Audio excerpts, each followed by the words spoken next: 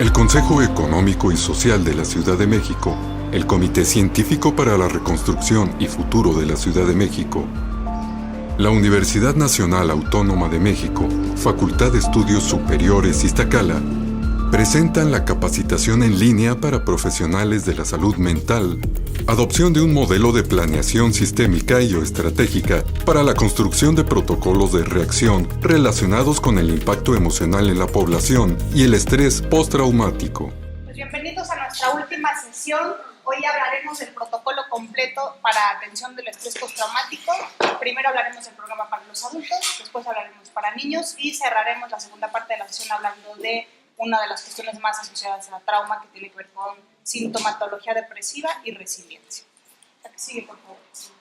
Entonces, ¿qué proponemos? Proponemos que tengamos suficiente capacitación para hacer primeros auxilios psicológicos, que hay un grupo de personas que desde la primera sesión podemos detectar que tienen factores que hacen mucho más probable que vayan a desarrollar síntomas de ansiedad o de trauma, porque tienen un componente hereditario, por cómo los sorprendió el sismo en términos personales, porque hay que darle ahí, cerrar por favor, porque se han enfrentado a muchos más eventos altamente estresantes en comparación con otras personas. Y entonces, después de que hagamos ese seguimiento de un mes, podremos saber quiénes de ellos van a necesitar un tratamiento de muchas más sesiones en el mediano plazo, y sugerimos que se haga después de un mes una evaluación completa y proponemos al menos 10 sesiones de tratamiento para estrés postraumático en donde combinaremos terapia de exposición prolongada con terapia cognitivo-conductual. La siguiente, por favor. Entonces, ya tienen ustedes en sus formatos qué tendrían que explicar en los primeros auxilios. Estamos convencidos y la bibliografía nos apoya en donde es mucho mejor que al salir de la sesión de primeros auxilios psicológicos la persona se lleve impreso en fotografía. En el Drive van a encontrar que hicimos un folleto que si tienen facilidades para tenerlo en copias en su consultorio, en su centro de salud, que le faciliten para que justo como tienen síntomas de estrés se les va a olvidar lo que les explicaron en la sesión de primeros auxilios. Entonces, que se lleven esa información, y porque no sabemos si hay alguien más en su familia que podría presentar estos síntomas y que serviría para difundir la información que les dieron. Eso ya lo tienen en el WhatsApp, ¿no? La que sigue. Entonces, sugerimos esta propuesta de tratamiento en donde, como les decía, en la primera sesión creemos que es importante determinar como un tamizaje no solamente síntomas de trauma, sino que otras problemáticas de salud mental puede presentar la persona que nos está pidiendo ayuda, porque ya ocurrió el sismo, ya pasó al menos un mes o hasta 3 meses, y la escala Mini 20 nos parece que es un instrumento útil, que se aplica pronto y que les puede dar muchos más elementos y no nada más enfocarse a atender los síntomas de trauma. En la segunda sesión, nos vamos a ir poco a poco, se los presento de manera general.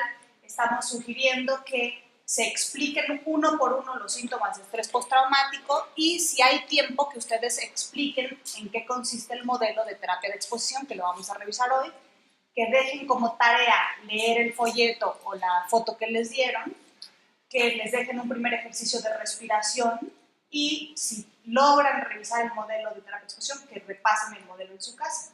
En la tercera sesión haremos algo que se llama construcción de jerarquías. Como tarea, la persona tendrá que pensar en más elementos de cosas, situaciones, recuerdos que ha estado evitando. Y de la 4 a la 12 estaremos haciendo terapia de exposición prolongada y en la imaginación estaremos haciendo terapia cognitiva hasta la 13, donde haremos un cierre, una prevención de recaídas y una posible sesión 14 de seguimiento. La que sigue, por favor. Nos vamos a irnos sesión por sesión. En la 1 habíamos dicho que para los niños sugerimos la escala CASATS-PL, en donde también es una encuesta donde pueden descartar presencia de alguna otra cuestión de salud mental. Para los adultos sugerimos el MINI y, si quieren, pueden usar el PSL-6, que es la lista de verificación de estrés postraumático. La que sigue, por favor. Y ya está todo en el Drive. ¿Qué ejercicio de respiración sugerimos? Es un ejercicio muy sencillo en donde la lógica es que a veces cuando invitamos a la gente a relajarse, simplemente les decimos, pues ya relájate o respira profundo, pero sabemos que cuando alguien tiene una crisis de angustia o un ataque de pánico, el meollo de la crisis de angustia es la hiperventilación. Entonces, la lógica de este ejercicio es hacer una inhalación de 4 tiempos, hacer una pausa de 2 y exhalar en el doble de tiempo, porque lo importante cuando haces respiración es que no estés retroalimentando el ciclo de inhala con el tórax, mete demasiado aire y exhala poco. Para los niños, que es útil, inhala como si estuvieras inhalando el aroma de una flor, haz una pausa de 2 y exhala como si quisieras soplar las velitas del pastel. O si ustedes tienen una práctica donde tienen material, puedes tener unas burbujas, o tienes un reguilete, porque realmente la exhalación tiene que ser profunda. Y hay personas que puede ser que por razones de peso, condición física, sea mejor 3, 6, 8, porque les parezca demasiado 8 tiempos para exhalar, pero la lógica sería que empiecen no a hacer este ejercicio cuando se sientan mal. Lo que vimos en las pasadas sesiones es que una de los síntomas o de las respuestas fisiológicas que se activa cuando nos emocionamos, especialmente cuando nos angustiamos, es la respiración. Entonces empezamos a respirar más rápido. Hay personas que les es útil empezar a monitorear cuántas veces respiran al día. Nosotros sabemos que en un minuto tendemos a respirar, depende de muchas cosas, entre 11 a 14 veces por minuto. Pero si alguien empieza a respirar sutilmente 16 veces por minuto, eso va empezando a hacer cambios importantes en el intercambio de gases y los casos más graves llegan a urgencias porque creen que es un infarto y es una crisis de angustia. Entonces, es importante recordarles que entre más veces hagan este ejercicio al día y no se esperen a sentirse mal, y que la respiración es una respuesta que al mismo tiempo es involuntaria, pero es voluntaria. Entonces, más allá de decirles nada más relájate, es a ver, vamos a inhalar en 4, vamos a hacer una pausa 2 y exhalamos. A algunos niños o a algunos adultos les sirve también notar que cuando exhalan empiezan a soltarse y que muchas veces a los niños les gusta pensar que son un muñeco de trapo o que son un terrón de azúcar o que son una vela que se está derritiendo, para que empiecen solamente con este intento de cambiar la respiración o notar que algo está yendo de manera diferente, que también se están tensando, ¿de acuerdo? Vamos a subir un video para enseñar el ejercicio para los que lo van a tomar a distancia. La que sigue, por favor. Entonces, intentamos que si la escala PCL-6 dice, a ver, vamos a evaluar que hay estrés postraumático, y el criterio 1 es que tienes recuerdos, pensamientos e imágenes reiterados y perturbadores. 2, que te sientes muy alterado cuando algo te recuerda al sismo. 3, que evitas actividades y situaciones. 4, que sientes distancia o rechazo de otras personas. 5, que te sientes irritable. Y 6, que tienes dificultades para concentrarte. Entonces el tratamiento tendría que ir congruente con la evaluación. De tal manera entonces que cuando tenemos una sesión de ya trauma, lo primero que tendremos que hacer es confirmar si tiene estrés postraumático con una escala breve y en esa misma sesión explicarle a la persona cada uno de los síntomas. Entonces tendríamos que convertirnos en expertos a decirles, cumples con el primer criterio porque viviste una situación en donde te estás exponiendo a la muerte o tú sentiste que estaba tu vida en riesgo o tuviste una lesión grave. No importa que no haya sido de manera real, tú percibiste que te ibas a morir, con eso es suficiente. Y tener muchos ejemplos, ustedes van a ir viendo con cuál se sienten más cómodos. A mí me gusta el ejemplo del perro y el gato, puede ser útil para algunos de ustedes. Es normal que te estén interrumpiendo los recuerdos, te estén interrumpiendo los síntomas. Tu cerebro te dice, evita acordarte de esta situación que fue muy desagradable, evita pasar por ahí, evita ponerte la misma ropa, evita dormirte a la misma hora, todo lo que esté asociado, porque cuando pasa un evento traumático hacemos asociaciones azarosas, en donde si yo traía esa ropa o si ese día yo me levanté con mala actitud y por eso el día se descompuso, entonces trato de evitar todo lo que mi cerebro intentó explicar que causó el desastre. También tenemos entonces que explicarte que es normal que después de un evento traumático tenemos alteraciones negativas, cognitivas y del estado del ánimo y que empezamos a ver el mundo de manera gris, de manera desesperanzadora, a nosotros mismos menos hábiles y a los demás más hábiles o poco apoyadores, poco cohesionados o interesados en lo que nos pasa. Y que como no queremos vivir un evento traumático sobre todo si percibimos que nuestro desempeño no fue el más adecuado, que tendremos una alteración importante en la alerta y estaremos mucho más reactivos y estaremos con muchas falsas alarmas, ¿no? Entonces, la que sigue, por favor.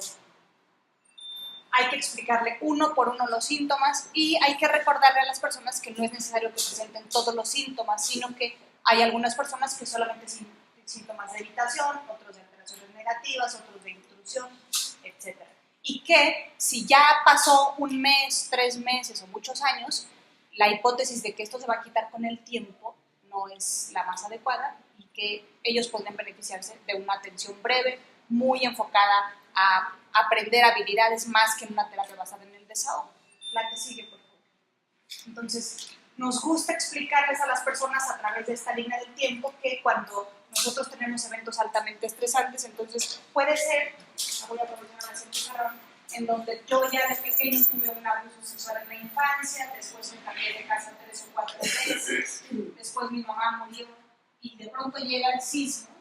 Entonces hablábamos de que haber vivido más eventos traumáticos que ponen en riesgo y que se sacuden la mirada cognitiva, que es la visión de mí mismo, del mundo y de los demás, en donde lo que reina en el trauma es la confusión. Vamos a ir viendo de manera más detallada cómo, cuando ocurre un evento traumático, yo actué de la mejor manera que podía con base a la información que tenía en ese momento. Yo no sabía tal vez que había que guardar los papeles, yo no sabía porque me acabo de cambiar este edificio, que este edificio tenía problemas importantes de infraestructura. Yo también no sabía que lo primero que tenía que hacer era tal vez cerrar las llaves del gas, evacuar. Yo la información que tenía es que a veces se descomponían las alarmas, entonces decidí no evacuar y eso fue.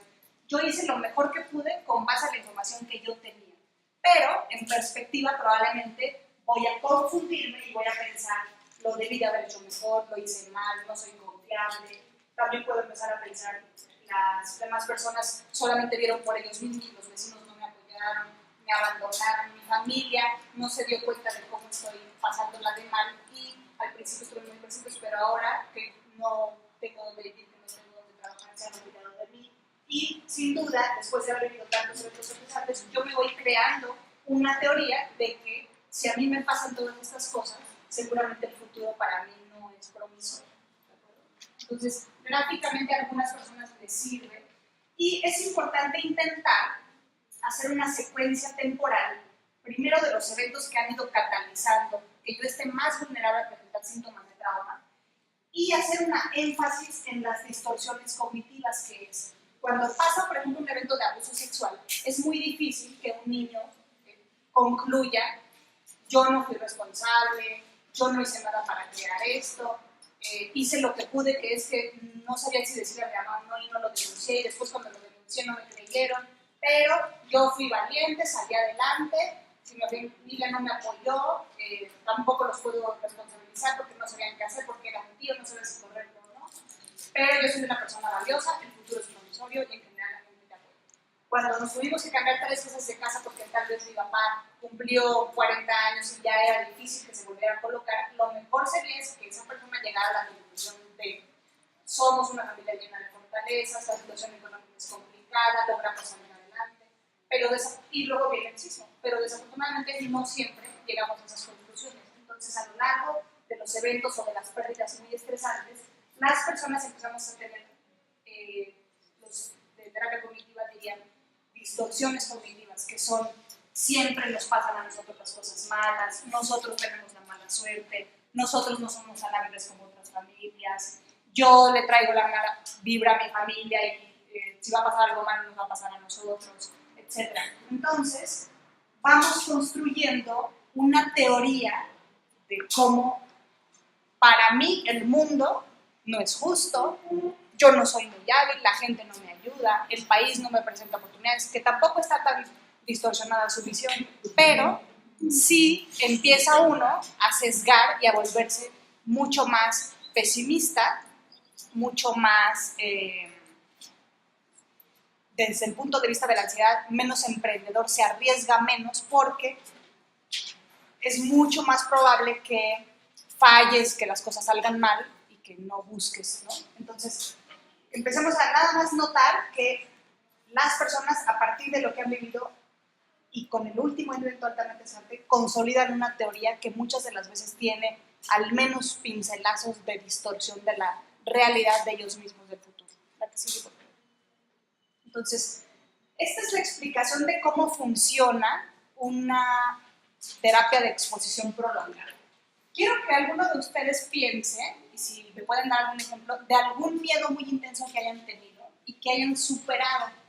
Por ejemplo, el miedo a nadar, el miedo a los perros. Entonces, casi siempre lo que dice este modelo es, si tú tienes un evento traumático, por ejemplo, te muerde un perro cuando eras muy pequeño y te muerde por ejemplo, en la cara, es mucho más traumático que si te muerde en la pierna. Entonces, ¿qué pasa después de ese evento traumático? Pues tú lo que quieres es estar absolutamente seguro de que no hay perros a donde vas a ir, o que te pases del otro lado de la calle, o si hay perros en la tele, le cambies de canal, o si traen un amigo que trae un perro a tu casa, te subes a tu cuarto, para mantenerte seguro. Porque en ese momento, que eras muy pequeño, no tenías habilidades y quizá lo que estuvo bien es que te hayas quedado paralizado y que el perro, aunque te mordió, se haya ido y no te hayas enojado. Eso fue lo mejor que pudiste haber hecho en términos de conservar tu vida, tal vez, ¿no? Pero, ¿qué pasa? Que la próxima vez que vamos a pensar, no puedes evitar que haya un perro. Entonces vamos a pensar que tu papá compra un perro y quiere que esté en la sala de tu casa y que todo el mundo baje a ver el perro. Entonces, en ese momento, desde que ya te habló por teléfono tu papá, ya voy para la casa, vengo de la tienda donde compré, ya vengo con el perro, prepárense porque ya voy para la casa.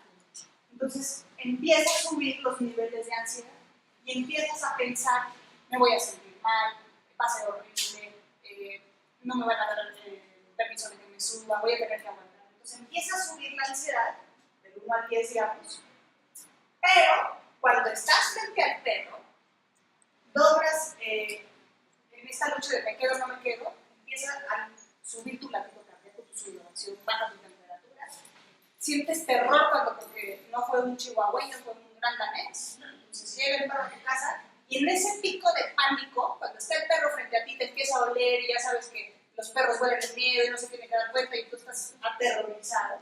¿Qué te dice tu ansiedad? Pues súbete a tu cuarto, ¿no? O al menos cierra los ojos o no voltea para otro lado. Intenta escaparte de algún modo, ya sea de manera cognitiva, distrayéndote, volteándote, o salte de la casa y vete a casa de tu abuelita que es tu vecina. Entonces, ¿qué pasa cuando escapas? Pues vamos a pensar que el niño se sube a su cuarto corriendo y cierra la puerta. Hay un alivio temporal, la ansiedad baja rápidamente, pero el problema es que no logro acostumbrarme a que si me quedo ahí un buen rato, me voy a sentir muy ansioso, pero mi cuerpo no aguanta esa ansiedad, va a empezar a bajar. Y si, como va a estar el perro ahí, no se va a ir, me quedo todo el día con el perro, y al día siguiente despierto y ya está el perro, y está dormido, y me quedo ahí todo, y no me escapo, y no me escapo, y no me escapo. Entonces, si me expongo a ese perro varias veces, la segunda vez que me exponga, también voy a sentir ansiedad, pero la tercera, nunca voy a dejar de tener ansiedad, porque hemos dicho aquí que la ansiedad es algo que nos es útil para afrontar situaciones que pongan en riesgo mi vida. Siempre voy a tener en mi carpeta aguas, perros, especialmente perros grandes, igual a más peligros, ¿no? Pero si me expongo de manera repetida a lo que me da miedo, no solamente voy a empezar a adaptarme y a sentirme más tranquilo, sino lo más importante es que voy a empezar a cambiar la idea distorsionada de que yo no soy capaz, de que no soporto el malestar asociado con estar con el perro y que tengo las mismas o habilidades parecidas que otras personas para estar frente a un perro. Entonces, ¿cuál es la hipótesis de la terapia de exposición prolongada? Que puedo ir a una terapia basada en el desahogo para intentar cambiar esta idea o simplemente con exponer de manera continua y prolongada a alguien a lo que le tiene miedo, solita la idea de ineficacia se va a quitar por el simple hecho de que él está viendo que todas las veces que se puso el gran danés baja la ansiedad, el gran danés no lo ha mordido otra vez y puede quitarse esa idea de que ese día que lo mordió fue una situación azarosa. No es que le jale la mala vibra, no es que todos los perros te detectan y dicen cuál sería el mejor niño que pueda morder y siempre seas tú, ¿no? Todas las ideas que se construyó con el perro se van a quitar con la exposición, pero tiene que tener varias características, que sean exposiciones repetidas y que sean prolongadas. Entonces no nada más es voy, acaricio el perro y me subo a mi cuarto otra vez corriendo. No, me tengo que quedar ahí al menos media hora. Y si no se ha bajado la ansiedad, me quedo ahí otro rato hasta que baje la ansiedad.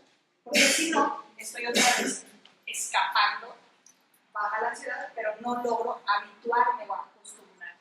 Entonces, ¿cuáles son los elementos centrales de explicarle esto a alguien cuando vamos a ver terapia de exposición después del trauma? Que nosotros, yo prefiero que le pidan a esa persona, cuénteme algo a lo que se ha habituado, miedo al agua. Muy probablemente puedan encontrar que cuando le tenía miedo al agua, a través de irse exponiendo poco a poco, se empezó a habituar. Entonces, los conceptos claves son exposición y habituación.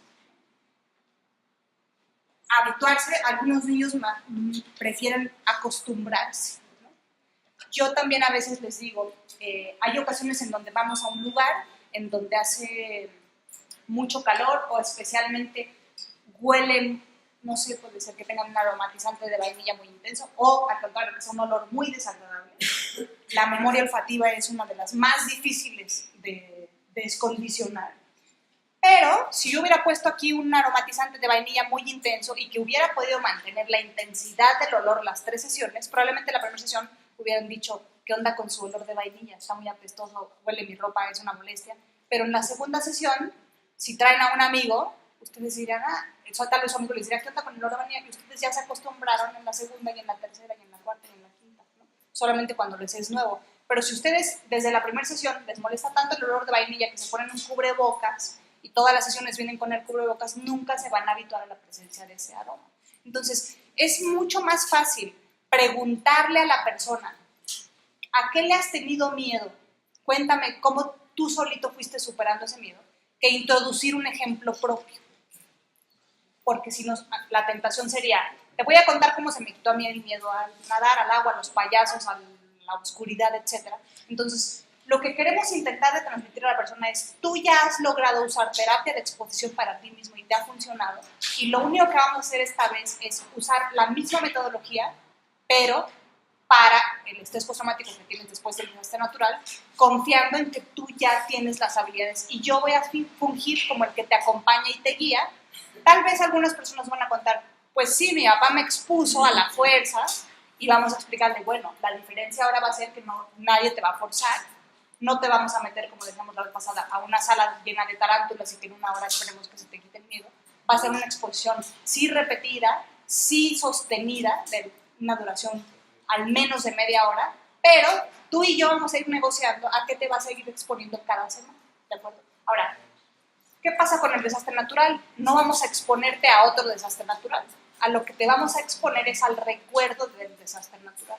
Porque muchas, o por ejemplo en los casos de las personas que van a tomar el curso, no solo para desastre natural, sino para abuso sexual, por ejemplo, no te vamos a exponer a que veas a la persona que abusó de ti. A lo que vamos a exponerte es a la escena donde ocurrió el desastre natural. Desde que empieza la escena, como les decía, hay elementos de empezaron a decir cosas en la televisión de que iba a haber un huracán o de que iba a haber un incendio, y desde ahí ya empezaron los síntomas de ansiedad colectivos y yo empecé a pensar qué voy a hacer, etc. Y lo que vamos a hacer es que te vamos a exponer de manera repetida a la narrativa del recuerdo del trauma. La que sigue, por favor. Entonces, a lo largo de los años hemos ido construyendo un glosario de términos que creemos que les podrían ser útiles cuando ustedes quieren explicar el modelo de terapia de exposición. Entonces, la ansiedad, ¿por qué se caracteriza? Porque te activa y te prepara para actuar. La ansiedad se caracteriza porque se anticipa, se adelantan las cosas de maneras a veces exageradas, desproporcionadas, desadaptativas, dirían otros. Entonces, me gusta el ejemplo de una cirugía. Entonces, si ustedes hicieran un estudio en donde ustedes están en el contexto de salud, incluso a niños que les van a sacar sangre, una noche antes hicieran 150 millones de llamadas para medir del 0 al 10 qué tan ansioso estás porque mañana te van a sacar sangre.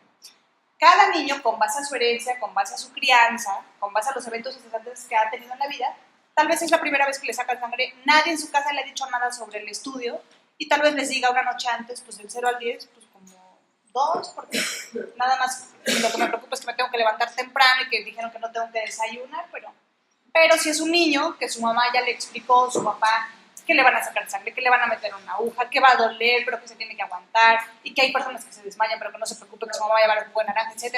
Entonces, si le preguntas de esos 150 millones de llamadas, del 0 al 10, cada niño te va a contestar desde donde él vive, desde donde lo han educado, y desde, como decía en la línea del tiempo, él ha ido construyendo sus teorías de los eventos, por ejemplo, de la sangre y las heridas, y las cirugías y la cuestión médica. Si fuéramos monitoreando, ok, ya te hablé a las 9 de la noche, ahora a las 7 de la, no sé, voy a inventar, te podría yo hablar a las 12 de la noche, de esos 150 millones de llamadas, tal vez un grupo de niños se despertaron en la madrugada o ya tuvieron pesadillas, y toda la noche, porque la ansiedad lo que quisiera es recomendarte, ¿sabes qué? Mañana te va a enfermo y no vayas al examen de sangre, porque no lo sé, nunca me han hecho uno, pero ¿qué tal que eres de los que se desmaya? O tú das la nota y eres el primer niño que se muere del miedo de un examen que te sacan la sangre. Podría ser, ¿no? Como la película que viste, ¿no? Entonces, por excelencia, la ansiedad está intentando prepararte de la mejor manera, pero esta cuestión anticipatoria a la sangre, a las heridas, y no digamos a una persona que va a ingresar al quirófano, en donde si monitorea su ansiedad cada 3 horas, probablemente cuando ingresa al quirófano y le preguntas, oye, ¿qué posibilidades existen de que falle la anestesia, que falle el procedimiento médico, que vaya el equipo? Le diría que no, que va muy seguro, que por eso se operan en este hospital y está en las mejores manos. Pero si tiene antecedentes de ansiedad y está en un contexto complicado como en el que estamos nosotros, si le monitoreas la ansiedad cada 2 horas, hay personas que justo antes de entrar al quirófano dicen, no quiero entrar. Firmo el alta voluntaria, porque la ansiedad ya hizo todo un trabajo de al menos 12 horas de anticiparse, de adelantarse, y casi siempre la promesa de la ansiedad es muy probablemente esto va a poner en peligro tu vida, el resultado va a ser catastrófico. Yo te propongo que mejor evitemos ponernos en un riesgo semejante. Entonces, son ejemplos que pueden ser útiles, mucho mejor si el ejemplo lo da la propia persona, pero son palabras que pueden tener ahí presentes para decirles, así es la ansiedad, se provoca anticipación, se adelanta, te tiene hipervigilante y está todo el tiempo haciéndote falsas alarmas. La que sigue, por favor. Otras ideas desde lo cognitivo. Pues, ¿qué hace la ansiedad? Hace que te confundas, porque en la mañana cuando te internaron, que viste a la enfermera que fue muy cálida, que ya vino el médico que te va a hacer la cirugía, te explicó otra vez lo que va a pasar, te dijo que ya fue a ver que el equipo está completo, que todo está excelente, estabas muy tranquilo. Pero cuando ya es domingo en la noche, que además es una noche de jornada, no está el mismo personal, no hay muchos pacientes, tu mente está pensando, entonces, ¿qué pasa? Que estoy segura que a las 3 de la mañana, si tú eres ansioso y además tuviste un vecino que lo operaron de lo mismo y se complicó la cirugía y falleció, tú en ese momento te empiezas a confundir las posibilidades con las probabilidades y estás seguro que también tu cirugía va a tener complicaciones y que seguro va a fallar y que además tú no eres tan fuerte porque no haces tanto ejercicio, ni has comido tan bien y vienes mejor. Entonces empiezas o a dudar de tu capacidad o a la capacidad del médico, o a la capacidad del personal o de ti mismo y te confundes y ya estás absolutamente convencido, especialmente cuando son las 2 de la mañana y estás solo y no hay nadie que te dé realidad de que todo va a terminar de manera catastrófica. Otra manera de explicarlo, no es mi palabra favorita, pero también la ansiedad te secuestra, ¿no? Ejemplo, Carolina en el Six Flags, nunca me subí al Superman, pero al Boomerang.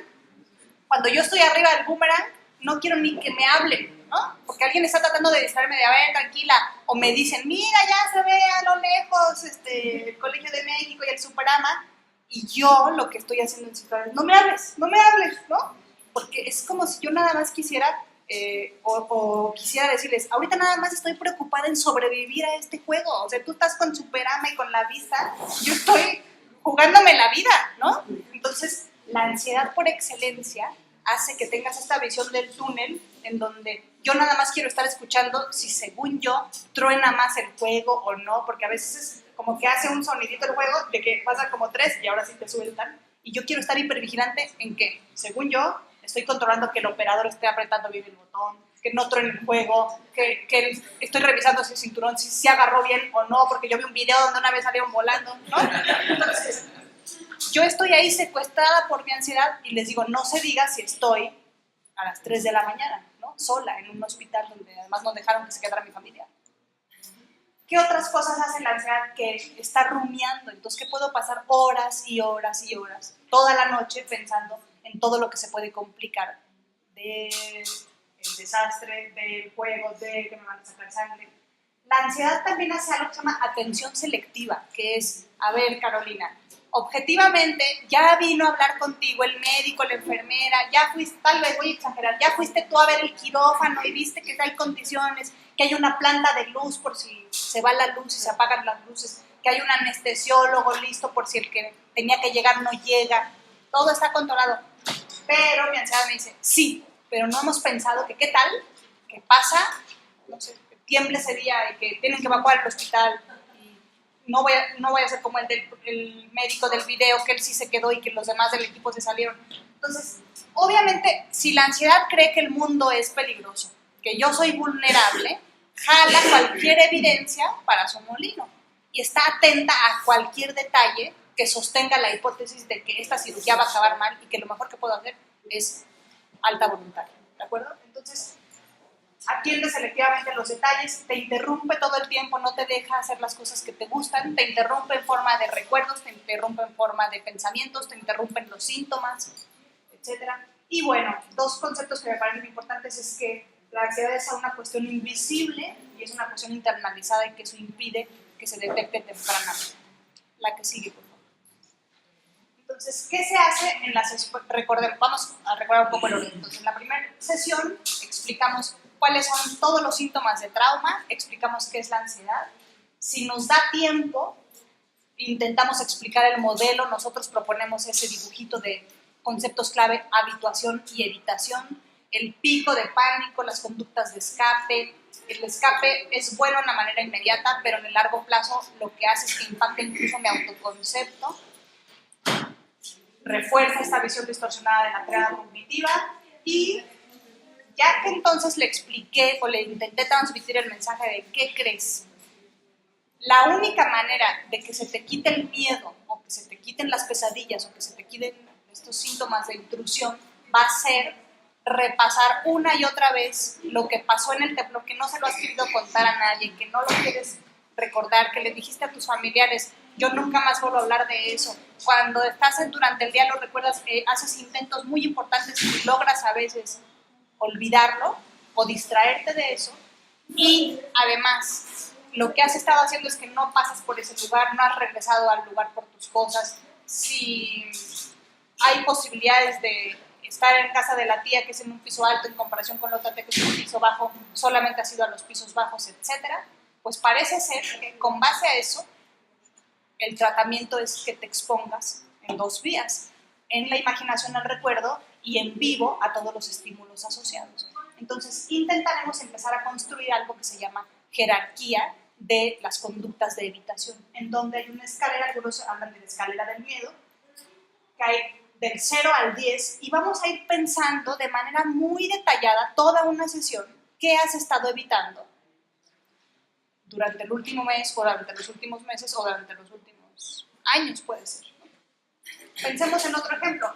Jerarquías de evitación también se usa cuando alguien tiene síntomas o tiene un ataque de pánico. El ataque de pánico se caracteriza porque en 15 minutos sientes que te mueres y como no sabes qué te está pasando, lo que haces es que haces asociaciones arbitrarias y dices, tal vez es que traía el cuello de tortuga, tal vez es que caminé demasiado rápido y empezó a latir mi corazón, tal vez es que me tapé demasiado, me acaloré o que me senté en el transporte pero lejos de la ventana. Entonces empiezas a construir una serie de conductas de seguridad que según tú tienen menos posibilidades de que te dé una crisis de pánico.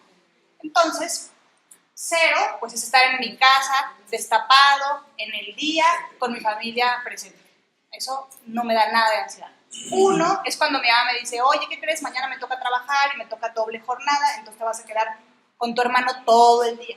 Porque el ataque de pánico que me dice, pues, ¿qué es lo mejor? Estar en tu casa, estar con un acompañante que sea confiable y seguro por si necesitas ir al médico. Y ya que mi mamá me diga que mañana le toca trabajar, me pone un poquito ansioso porque además en donde ella trabaja no le dejan contestar el teléfono y voy a estar incomunicado si tengo una crisis. 2 puede ser que mi mamá se va a trabajar todo el día y que mi hermano ese día tiene que ir a hacer un trámite y entonces me voy a quedar sola todo el día, del día, digamos, ¿no? Y vamos a ir haciendo mucho más detalladas las conductas que he estado evitando. Por ejemplo, por un lado, anoto que me pone muy nervioso que no esté mi mamá, pero también he estado evitando, por ejemplo, uno es que no me dejen cargar, por ejemplo, con mis halls, porque cuando siento como que me da ansiedad y cargo mis pastillas, y que mi mamá me diga, pues no tengo ahorita, oye, ¿tienes 10 pesos para mis halls antes de que nos vayamos? Porque siempre me gusta traer mis halls en la... No traigo dinero, ya vámonos. Ya ando incómodo si no traigo mi agüita o si no traigo mis halls, ¿no? Pero eso nada más me da un 1, porque vamos a intentar exponerlo, no solo a que su mamá se vaya todo el día y su hermano también, sino a que todo un día andes sin tus pastillas, ¿no? Tenemos que ir construyendo la jerarquía con base a qué vamos a exponer en el consultorio y qué le vamos a ir dejando de tarea, ¿no? Entonces, para un sismo, la que sigue, por favor. Pensamos en una idea. 0, no saber, oír o recordar nada de ese día. 1, oír el nombre del edificio ya me causa cierta incomodidad. 2, ver en la televisión una nota del edificio, unos 5 segundos que empiecen a hablar. Ahora con el aniversario va a haber muchas notas periodísticas en la televisión. 3, ver en la televisión una nota del edificio, pero una nota más larga de 20 segundos. 4, que mi hermano me diga que vayamos al edificio a sacar cosas. 5, que pasemos por la colonia del edificio o recordar ese día. 6, que pasemos a 4 calles del edificio o recordar ese día, sobre todo cuando empezó a sentirse el temblor. 7, que pasemos a 2 calles del edificio, recordar ese día cuando empezaron a caerse los azulejos, porque empezó como a escupir azulejos la pared. 8, que espere afuera a mi hermano mientras hace trámites, porque han tenido que ir muchas veces a ese edificio, y recordar, no solamente cuando empezaron a caerse los azulejos, cuando se empezó a venir el techo encima. 9, entrar al edificio o recordar cuando escuchaba la voz de mi mamá desde el otro cuarto que ya se había derrumbado algo y ella estaba sufriendo. Y 10, que me obligan a estar en el departamento o recordar todo lo que tuvimos que esperar para ser salvadas y las cosas que mi mamá decía. Entonces, aquí hay una combinación de situaciones que he estado evitando, recuerdos, y estar empezando a ver esta jerarquía como la agenda de la tarea de exposición en vivo, porque vamos a intentar exponer en la imaginación al recuerdo y en vivo muy gradualmente a las cosas que ha estado evitando. ¿De acuerdo? La que sigue, por favor. Entonces, ¿en qué consiste la exposición en la imaginación? Primero es recordarle a la persona, a ver, muchas de las veces hacemos primera sesión de evaluación con los instrumentos, segunda sesión explicamos qué es el estrés postraumático, en la siguiente sesión explicamos el modelo de habituación y exposición, el modelo de transexposición, en la siguiente sesión hacemos la construcción de jerarquías, pero ya cuando llegamos a la siguiente sesión nos dice el usuario, no quiero exponer. Entonces, es muy importante que intentemos, vimos algo de entrevista motivacional, utilizar un tipo de aproximación parecida. Entonces, a ver, no quieres exponer del 0 al 10, ¿qué tan nervioso estás el día de hoy? Pues ya estoy como en 4, porque no he querido hablar de eso, me pone muy nervioso, no le veo el sentido, ¿por qué no mejor platicamos de otras cosas? Esta semana me pasó algo que te quiero contar, ¿no? Entonces, es importante que le recuerden a la persona por qué vamos a exponer el evento altamente estresante y que en sus palabras, porque tenemos que comprobar si alguien ya domina lo que le estamos explicando, es capaz de explicárselo a alguien más, ¿no? Entonces, a ver, por un lado me dices, ¿qué tan nervioso te sientes del 0 al 10? Pues como un 5. Ahora dime, ¿qué pasa si sigues como estás con los síntomas y no te atiendes, si hacemos terapia basada en el desahogo, si hablamos sobre las crisis que has tenido en esta semana, pero no te exponemos a lo que has estado evitando? ¿Qué vendría de malo para ti? Y cerrar con, ahora, ¿qué pasaría si logras hacer la exposición y empiezan a mejorar tus síntomas y de pronto puedes tolerar ejemplos que decíamos semanas pasadas, que ya sube y baja el elevador, que se mueve el agua, que pasa el camión y se sacude el edificio y que ya no tienes que salir corriendo, que ya puedes dormir con la televisión apagada, etc. Entonces, y ahora, recuérdame por qué hacemos terapia de exposición y no terapia basada en el desahogo. ¿Cuáles son las ventajas de esta terapia?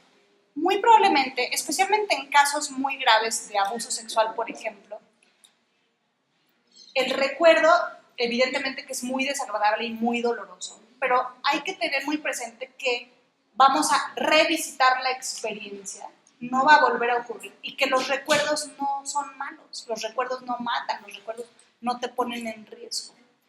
Obviamente, ya se está anticipando tu ansiedad diciéndote, va a ser mucho más terrible de lo que tú estimabas. No vas a tolerar el dolor que te va a causar recordar, en este caso, el desastre natural.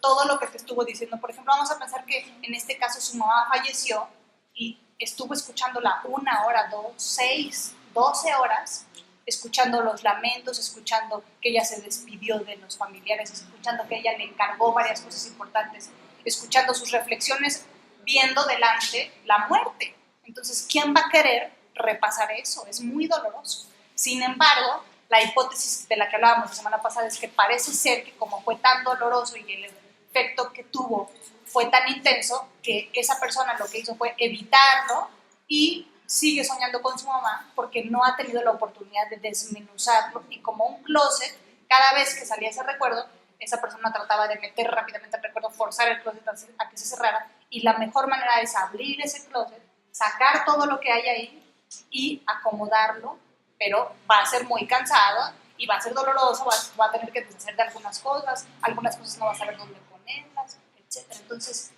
intentar recordar el principio de la terapia de exposición, que es el recuerdo está desordenado, no fue procesado adecuadamente, con tanta evitación, ahora tienes una idea distorsionada de que va a ser más doloroso, te va a provocar más ansiedad de lo que realmente te va a provocar. Y además se ha demostrado que lo mejor es empezar a exponer a partir de la jerarquía número 5, porque decíamos las semanas pasadas que para que funcione la terapia de exposición tenemos que exponer a la persona a un recuerdo o a una tarea de la jerarquía que realmente active el miedo. Entonces, tiene que activar el miedo, tiene que ser de manera prolongada y tiene que ser de manera repetida. Entonces, no sería terapia de exposición decirle, bueno, te voy a traer una araña impresa que no te genera más que un 1 de ansiedad y te voy a tener aquí 1 hora que la veas, no va a generar síntomas. Lo que yo realmente necesito es que tú logres experimentar la curva de la ansiedad, en donde si te traigo tal vez una película de 5 minutos donde está viviendo una araña muy vívida que va haciendo cosas, o si te paso un video del sismo que realmente te provoque un poco de ansiedad, pero que te permita observar que ahorita tienes del 0 al 10, 5 de ansiedad, que te pongo el video y que empiezas a tener más ansiedad, pero lo vamos a ver una y otra vez hasta que tú notes cómo la ansiedad va a empezar a bajar y en media hora, en vez de 5, vas a tener 2.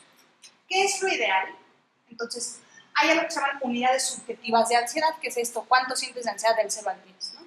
Entonces, es importante preguntarle, antes de iniciar el ejercicio, ¿cuánto sientes de ansiedad del 0 al 10? A los niños también les es fácil esta escala decimal y monitorear al final del ejercicio, después de ver el video o después de exponerlo, por ejemplo, a los síntomas de... Cuando alguien tiene ataques de pánico, lo mejor es exponerlo a los síntomas. Entonces, vamos a correr 1 minuto en nuestro lugar para que se active nuestro corazón. O vamos a hacer un ejercicio de hiperventilación y me vas a decir cuando acabe el ejercicio qué tan ansioso te sentiste. Al principio y al final. Y es buena idea, en el caso, por ejemplo, de un abuso sexual o en el caso de un desastre natural, intentar decirle, a ver, ¿cómo vamos a hacer la exposición en la imaginación al recuerdo? Lo que yo necesito es que en primera persona y en tiempo presente, con el mayor número de detalles posibles, involucrando los 5 sentidos, me narres toda la experiencia del sismo, si está bien para ti, con los ojos cerrados. Entonces, cierro los ojos, yo soy Carolina, la escena traumática empieza para mí, vamos a pensar, desde un día antes, ¿no? Mañana es el aniversario del sismo, me empecé a acordar un poco de las historias que me dijo mi mamá desde entonces, dormí bastante bien, me desperté temprano, sabía que iba a haber un simulacro, me gusta que hagan simulacros porque nos salimos, perdemos un poco de tiempo, vamos a comprar algo, era un día cualquiera, no me acuerdo si era, estoy casi segura que era martes, ¿no?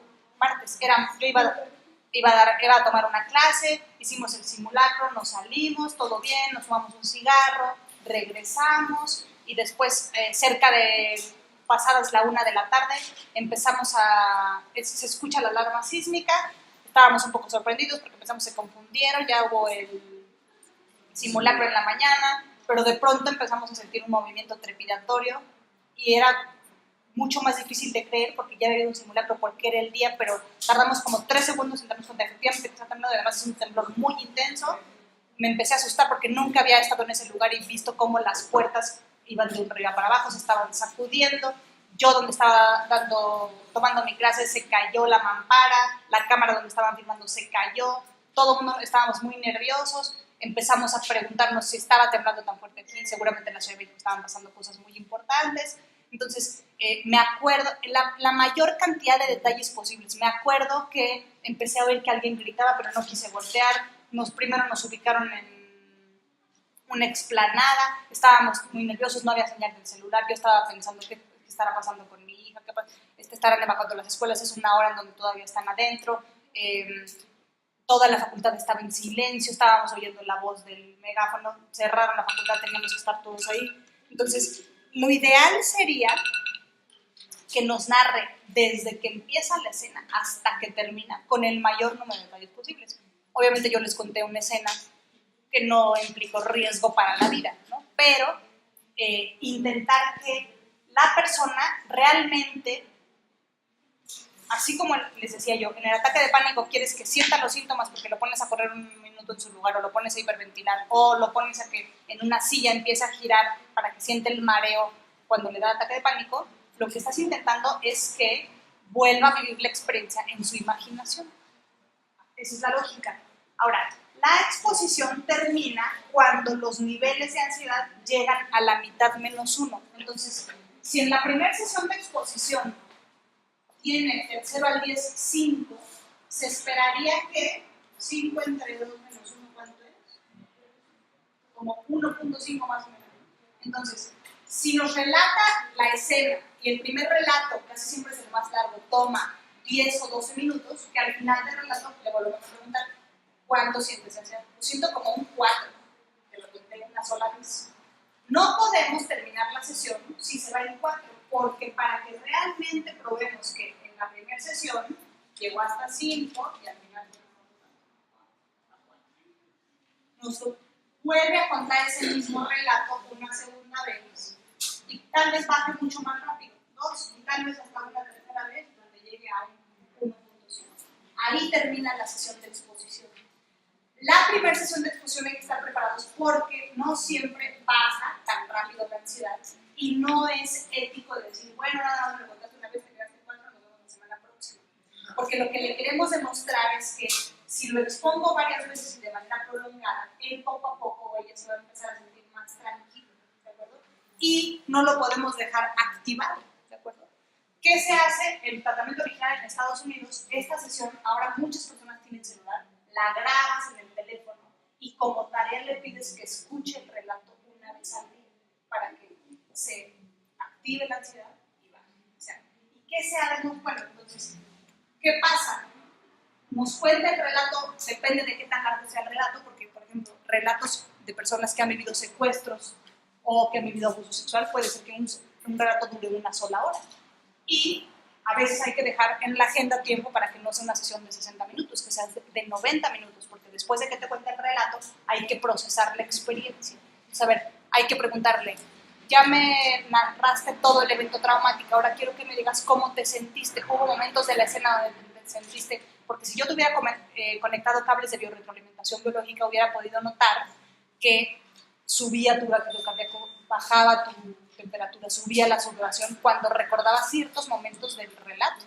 Entonces, y que ustedes vayan tomando nota de, por ejemplo, ahora que recuerdo, ese día estaba muy ansioso, me puse más ansioso porque en el salón de al lado una maestra se puso muy nerviosa, yo sentí que en ese momento como que me tardé mucho en darme cuenta de que sí era un temblor y no nada más un simulacro, y todavía voy a inventar. Ahora que lo recuerdo siento que me regresé por mi mochila y no era momento para regresarme por la mochila, lo que yo tenía que haber era evacuado y siento que lo hice mal, para que ustedes empiecen a plantearse primeras hipótesis de cómo evaluar el afrontamiento al evento y de otras variables, factores, elementos de la escena que hicieron que se sintiera más ansioso o menos ansioso, porque van a empezar a salir esta sacudida de creencias con base a cuando nos va narrando el relato.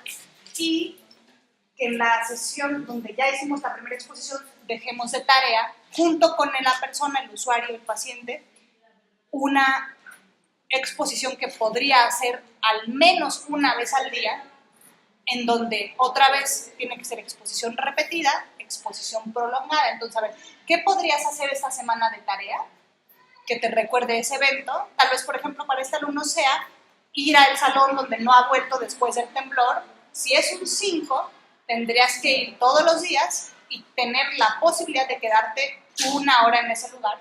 Te vas a leer, te vas a ver el paisaje, quedarte una hora en ese o afuera de ese salón todos los días, para que cada semana empieces a exponer en vivo a una actividad y aparte al resto. Vamos a hacer una pausa.